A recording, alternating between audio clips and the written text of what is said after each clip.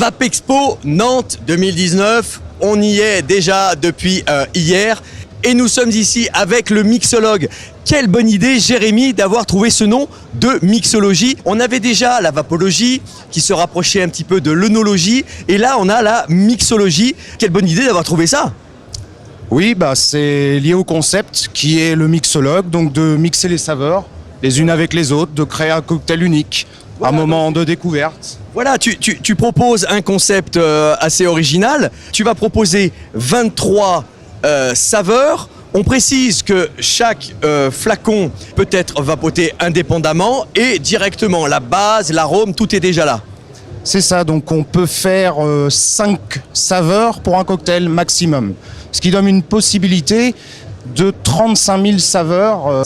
C'est énorme. Effectivement, on a 23 saveurs. Ces 23 saveurs, on va les mélanger. Comment on va les mélanger? Bien sûr, tout ça, vous allez le retrouver dans votre boutique préférée. Il va y avoir ce qu'on appelle un orgue de saveurs avec ces 23 saveurs. À vous de faire votre cocktail. On est dans la mixologie, cocktail. À vous de faire votre cocktail et vous allez choisir. Alors moi, aujourd'hui, je vais choisir. Je peux en mettre jusqu'à 5, tu m'as dit. 5 maximum, oui. Voilà, maximum. Après, ça peut être délicat. Eh bien, je vais prendre un classique doux que je vais mélanger à une menthe fraîche et sur lequel je vais mettre un petit bout de melon et une touche de café. Alors, je me pose la question. Bien sûr, c'est le détaillant qui va faire ce mélange. Et je le goûte, ça me va pas. En fait, la probabilité est basse vu que on va choisir la base. Donc on va choisir une fraise parce qu'on aime la fraise, on va choisir un bubblegum parce qu'on aime le bubblegum, et ça va matcher. L'élaboration a permis que tous les mélanges improbables puissent matcher les uns avec les autres. Ah ouais, bien sûr. Le classique doux avec lequel on va pouvoir mélanger à peu près tout, si on veut. Mais enfin, un classique doux avec de la pomme et de l'ananas, c'est à découvrir. C'est ça le mystère de la mixologie. Là, on va plus s'adresser aux détaillants. Le détaillant va donc se fournir chez le mixologue. Il va avoir 11 litres de différents arômes, des 23 arômes, c'est bien ça, 11 litres. Voilà, il aura 22 bouteilles de 22 saveurs différentes. Donc c'est des bouteilles de 500 ml. Et il proposera aux détaillants de le redistribuer via 5 conditionnements différents. Donc le consommateur choisit la taille de son cocktail, 60 ml. Et là, on lui réalise... Et voilà, et là, allez, on enlève le bouchon. Et tu veux quoi? Je veux 20, c'est marqué, c'est numéroté ici. Je veux, tu me mets 10 mg de tabac et tu me rajoutes 20 mg de menthe. Bon, ça sera bien frais. Voilà, c'est comme ça qu'on fait. Voilà. Alors ça peut être fait... Après on mélange bien.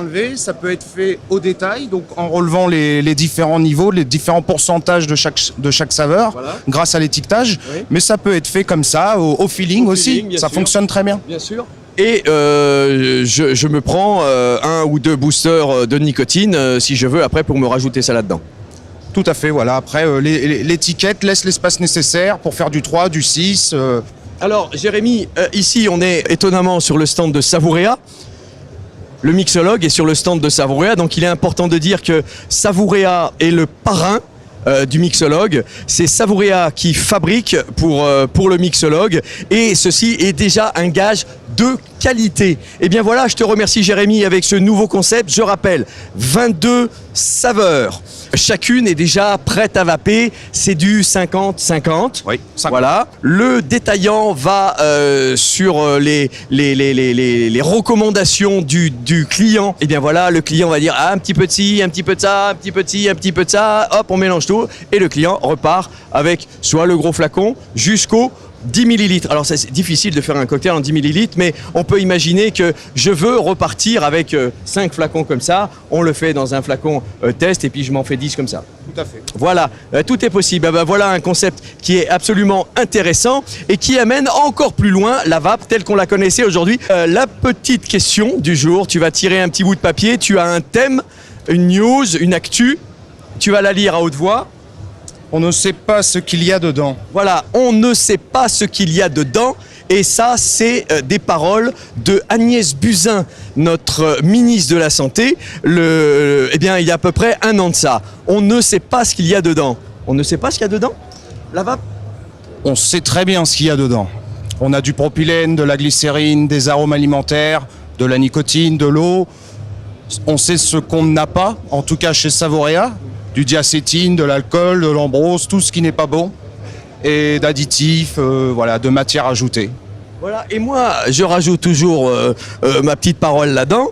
C'est un scandale qu'une ministre de la Santé qui a fait une législation sur la vape. Dans cette législation, il est ordonné à tous les fabricants pour la mise sur le marché d'un produit de la vape de fournir un dossier épais comme ça. Un dossier épais comme ça. En tout cas, pour tous les 10 millilitres, on est obligé de fournir un dossier énorme avec tous les ingrédients, les bilans toxicologiques. Donc, une ministre de la Santé qui dit on ne sait pas ce qu'il y a dedans, soit elle ne connaît pas son métier, soit elle se moque de nous, ses électeurs. Voilà, c'était mon petit mot de la fin. Il faut en parler. Je te remercie, Jérémy. On était chez le mixologue, Savorea, le mixologue, et je n'ai plus qu'une chose à vous dire. Bonne vape et surtout, n'oubliez pas de respirer. Salut tout le monde!